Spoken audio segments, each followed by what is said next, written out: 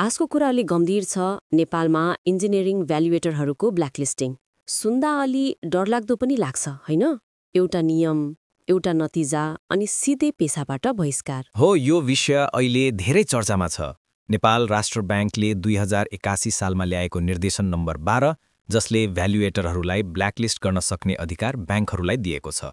यो नियम लागू भएपछि भ्यालुएटरहरूको पेशागत जीवन नै जोखिममा परेको छ। के तपाईलाई थाहा छ किन यस्तो नियम ल्याइयो त? विगतमा के हुँदै आएको थियो भने ब्याङ्कहरूले कर्जा दिनु अघि राखिएको सम्पत्तिको मूल्याङ्कन गर्दा कतिपय भ्यालुएटरहरूले वास्तविक भन्दा धेरै बढी मूल्याङ्कन गर्थे। त्यसैले जब ऋणीले कर्जा तिर्न सकेनन्, ब्याङ्कले त्यो सम्पत्ति लिलामीमा राख्दा ऋण उठ्नै नसकिने अवस्था आइरहेको थियो। ठ्याक्कै ब्याङ्कले सोच्यो अब यस्तो लापरवाही रोक्नै पर्छ। त्यसैले राष्ट्र ब्याङ्कले यस्तो कडा नियम ल्यायो।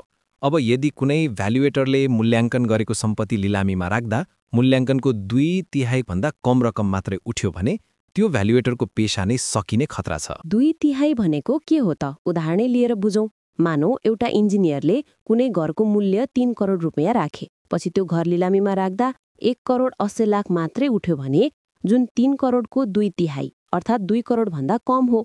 अब त्यो भ्यालुएटरको नाम ब्ल्याकलिस्टमा जान सक्छ। अनि अर्को कुरा, यदि भ्यालुएटरले गलत सम्पत्तिको मूल्याङ्कन गर्यो भने पनि सिधै ब्ल्याकलिस्टमा पर्ने व्यवस्था छ। यो नियमले भ्यालुएटरहरूलाई निकै सचेत बनाएको छ। तर प्रक्रिया कस्तो छ त? सिधै ब्ल्याकलिस्टमा हालिन्छ कि? होइन, प्रक्रिया छ। पहिलो चरण ऋणीले कर्जा तिर्दैन। दोस्रो, ब्याङ्कले सम्पत्ति लिलामीमा राख्छ। तेस्रो, यदि लिलामीबाट उठेको रकम मूल्याङ्कनको 2/3 भन्दा कम भयो भने ब्याङ्कले भ्यालुएटरलाई ब्ल्याकलिस्ट गर्न सिफारिस गर्छ। चौथो, त्यो सिफारिस क्रेडिट इन्फर्मेसन ब्युरो अफ नेपालमा जान्छ।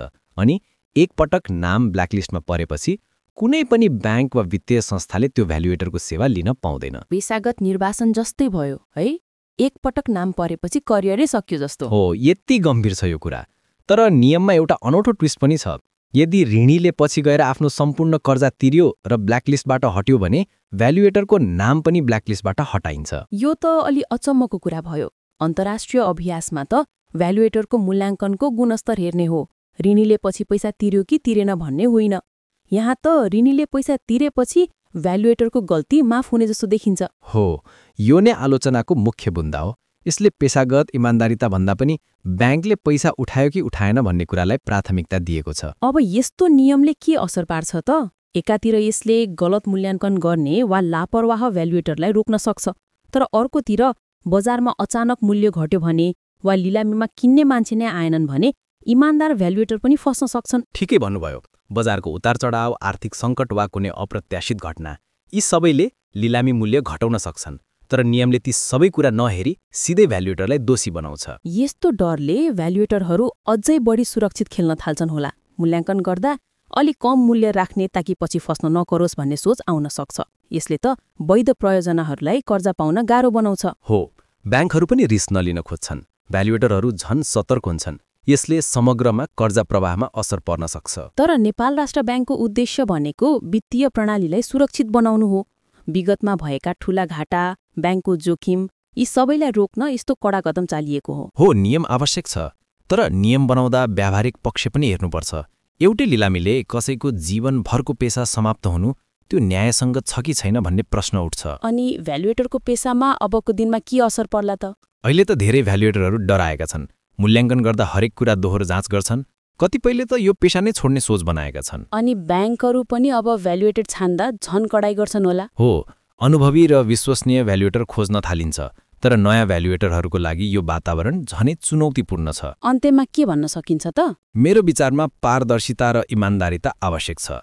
तर नियमले बजारको वास्तविकता, अप्रत्याशित घटना र पेशागत जोखिमलाई पनि ध्यान दिनुपर्छ। हो, नेपालमा वित्तीय सुरक्षाको लागि कडा कदम चाल्नु जरुरी छ।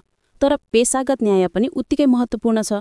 एउटा लिलामी, एउटा ऋणीको गल्ती अनि सिधै पेशाबाट बहिष्कार, यो सन्तुलन मिलाउन चुनौती छ। अब समयसँगै यो नियममा सुधार आउला भन्ने आशा गरौँ। पेशागत इमान्दारिता जोगाउँदै वित्तीय प्रणाली पनि सुरक्षित रहोस्। आजको छलफल यति नै। तपाईहरुलाई यो विषय कस्तो लाग्यो? प्रतिक्रिया दिनुहोस्। धन्यवाद सुन्नुभएकोमा। सुरक्षित रहनुहोस्, सचेत रहनुहोस्।